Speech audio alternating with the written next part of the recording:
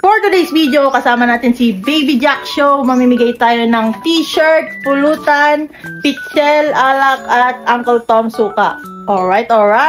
Maraming salamat pala sa mga sponsors natin mga kapulutan. Meron tayo ditong pulutan from Paletas Resto Bar. Meron din tayo ditong Wild Siling Labuyo from Uncle Tom Sukang Iloco. Syempre, hindi rin nagpauli yung tanduay. May kasamang alak, pitchel, baso at t-shirt. Maswerte ang makakakuha nito. Kumpletong-kumpleto. Kaya let's go! At para makaiwas tayo ng traffic, magmomotor tayo. Kasama natin si Baby Jack Show. Alright.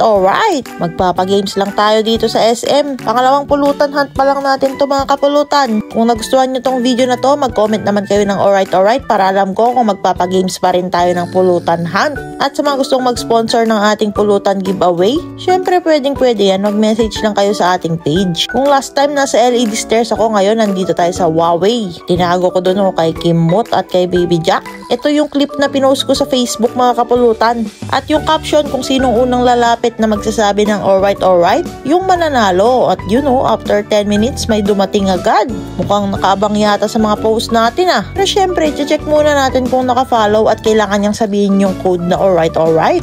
Ay, wow. Hey, wawawiwaw matan idol. Hindi ako si wawawiwaw. Kailangan mong masabi yung code na alright bago natin ibigay yung premyo mo. Then sinabi namin nasa caption yung kailangan niyang sabihin. Naka-follow naman si Lodi Cakes kaso need niya talagang sabihin yung code para manalo. Para fair sa lahat ng sasali. Alright.